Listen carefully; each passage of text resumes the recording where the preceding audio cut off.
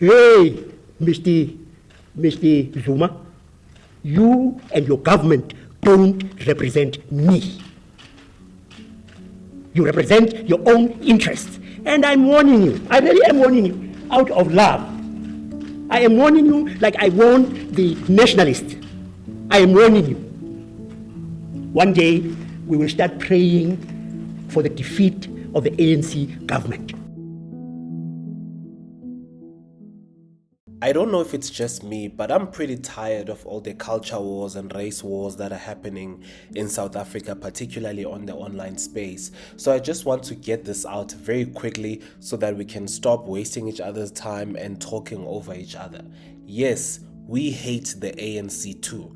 When I say we, I am talking about people of color, I'm talking about black people, and I am talking to white people of South Africa.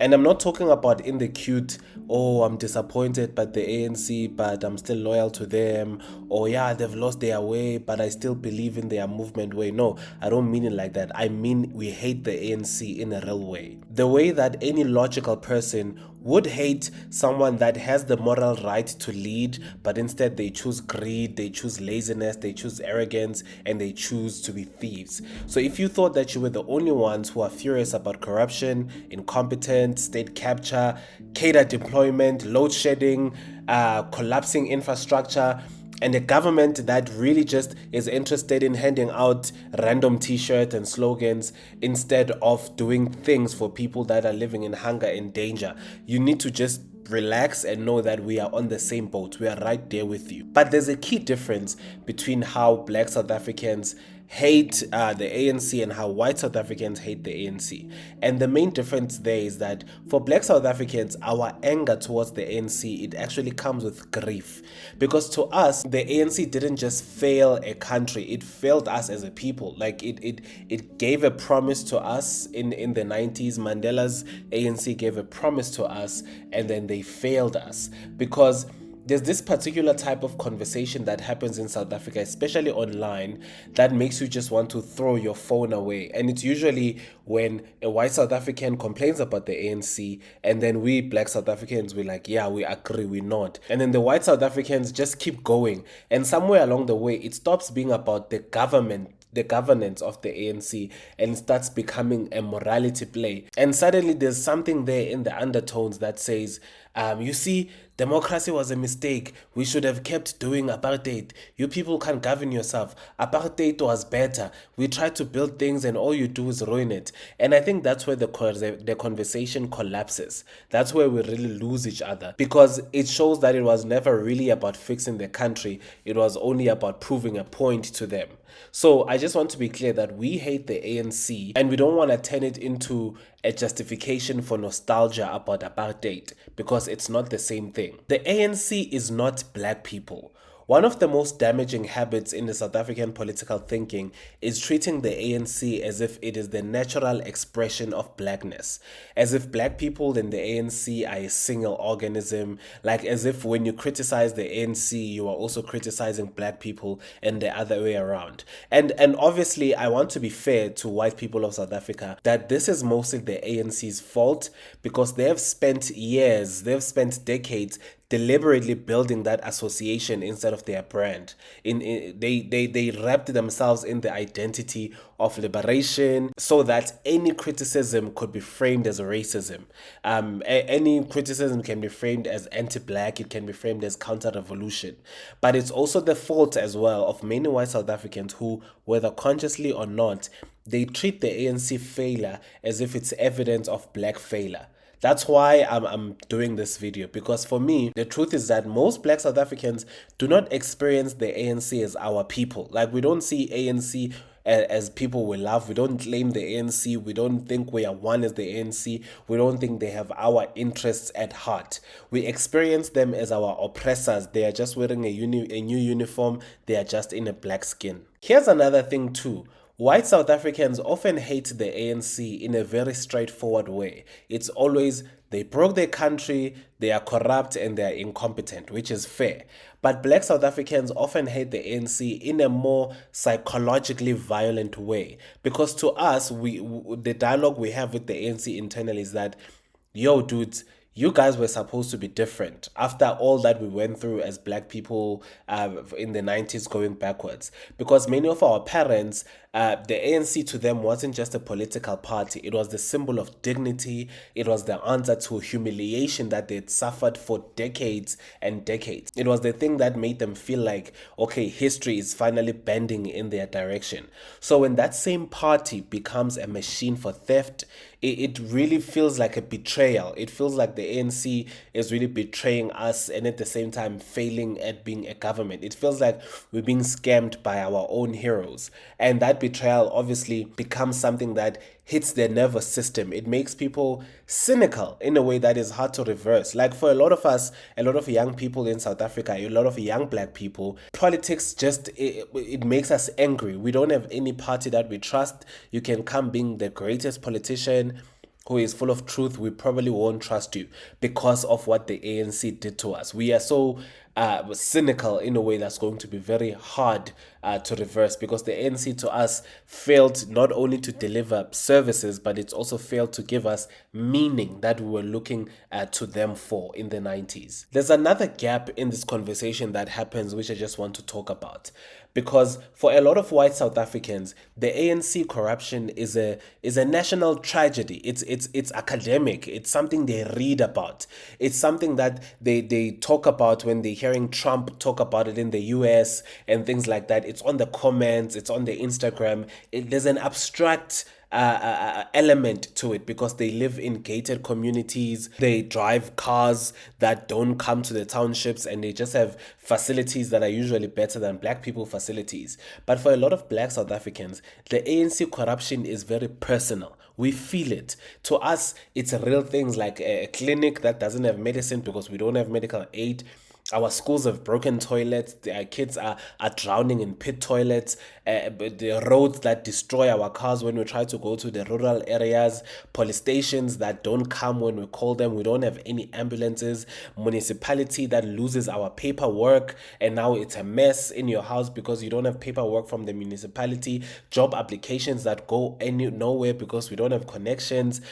Communities where load shedding is hitting us hardest and the criminals are stealing while it's dark, and then the ANC comes and speaks like everything is fine on TV. So for us, corruption isn't just something that's abstract. It's not something that we are interested in having a philosophical debate about, because for us it's a very real daily humiliation, really, of being trapped in a system that treats us like we don't matter. So yes, of course, we hate the ANC too. And for many of us, we hate them not just for stealing our money, but for stealing time from young South Africans. All that time we spend up and down applying applications while people don't have proper transport systems. It's just stealing time. What I do want to say at this point that I think is important is that some white South Africans have a habit of using black frustration with the ANC as a tool for racial vindication. So I find that in my conversation with a lot of white South Africans, when I do admit my frustrations with the ANC, they want me to say, yeah, you were right, apartheid was better, or things like that. And of course, that's not going to happen. I'm never going to say that, because even if the ANC is a disaster, apartheid was still a crime against humanity. Apartheid was still terrible. Colonialism is still a crime. Land dispossession is still a crime. Racial capitalism is still a crime. The ANC failing does not erase that history. The ANC failing does not mean that the old system was better. It just means that we have a new elite and they are incompetent thieves. The ANC didn't create South Africa's problems, unfortunately. It exploited them and it expanded some of them. The ANC did not invent poverty. It did not invent inequality. It did not invent spatial apartheid. It did not invent broken education, unemployment, violence, or corruption. They inherited a structurally violent country and then chose not to dismantle that structure. Instead of dismantling it, they learned how to profit from it, them and their children.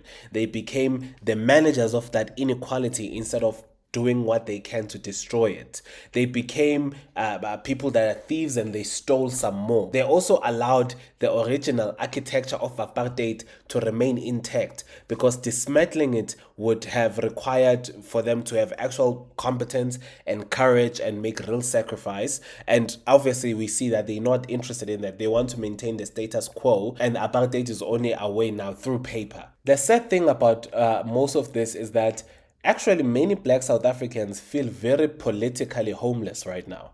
Like, and the assumption, the insulting assumption from other factions of black people is that if you hate the ANC, then you hate freedom. That when you criticize the ANC, it means you are ungrateful for liberation, as if we don't understand what was achieved in 1994, as if we don't respect the struggle. And this is an argument we hear from our uncles in the villages that are still voting for ANC. But they don't understand that you can respect the struggle and still hate the government. You can honor the elders and what they did and still refuse to be ruled by idiots. You can be grateful for the right to vote and still be furious that your vote has been treated like a blank check.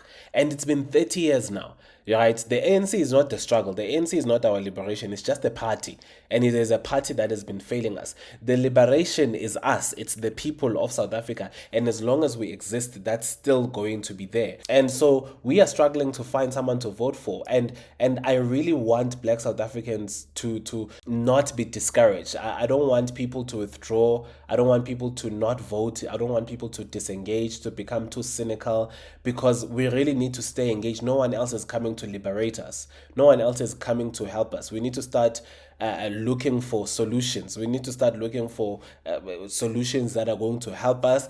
And maybe a lot of us need to start getting involved in politics instead of leaving it to the thieves and the corrupt people to go there. I just want to be clear at this point that there's nowhere in this video essay where I'm defending the ANC. I'm not defending the ANC.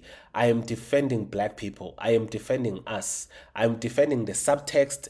I am defending the context. I'm defending black people against the historical arrogance that sits behind certain critiques that people make, claiming they're making them towards the ANC, but really they're making them towards black people. I want us to defend ourselves from some way, from how some people use the ANC failures to imply that black people don't deserve power, or that we don't deserve land, or we don't deserve dignity, and we don't deserve to lead.